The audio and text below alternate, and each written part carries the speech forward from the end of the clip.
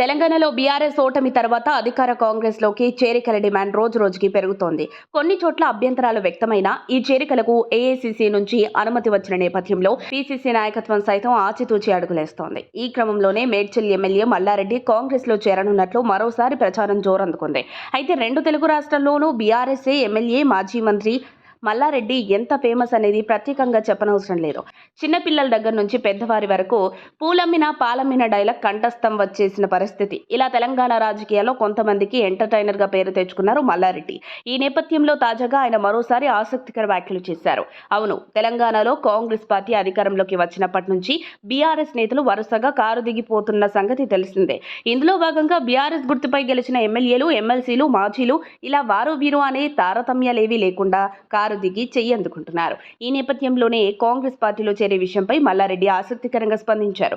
ఇందులో భాగంగా తాను కాంగ్రెస్ పార్టీలో చేరేందుకు సిద్ధమే అని చెబుతూనే అధికార కాంగ్రెస్ ప్రభుత్వానికి ఓ ఆసక్తికర కండిషన్ కూడా పెట్టారు. ఈ మేరకు తనకు కాంగ్రెస్ ప్రభుత్వంలో హోంమంత్రి పదవి ఇస్తేనే కాంగ్రెస్ పార్టీలో తక్షణమే చేరేందుకు సిద్ధంగా ఉన్నట్లు మాజీ మంత్రి మల్లారెడ్డి ప్రకటించారు. అయితే ఈ కండిషన్కు సీఎం రేవంత్ రెడ్డి ఒప్పుకుంటారంటారా అంటూ తనకు ఎదురైన ప్రశ్నకు కూడా మల్లారెడ్డి స్పందించారు. 100కు 100% సీఎం రేవంత్ రెడ్డి తనను కాంగ్రెస్ పార్టీలోకి రానివ్వడని కుండ బద్దలు కొట్టారు మల్లారెడ్డి. ఈ నేపథ్యంలో తనను కాంగ్రెస్ పార్టీలో చేర్చుకునేలా మధ్యవర్తిత్వం చేయాలంటూ జర్నలిస్టులను కోరడం గమనార్హం. అదే సమయంలో హోంమంత్రి పదవి కూడా ఇచ్చేటట్లు సీఎంతో మాట్లాడాలని జర్నలిస్టులను కోరుతున్నారు మల్లారెడ్డి.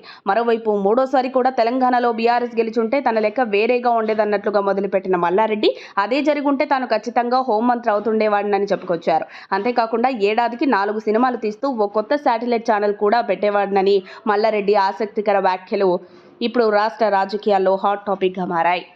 మరిన్ని అప్డేట్స్ కోసం మా కాయ్ టీవీని సబ్స్క్రైబ్ చేసుకోండి. మా వీడియో కనుక మీకు నచ్చినట్లయితే లైక్ చేయండి, షేర్ చేయండి. మీ విలువైన అభిప్రాయాలను కామెంట్ బాక్స్లో తెలియజేయండి.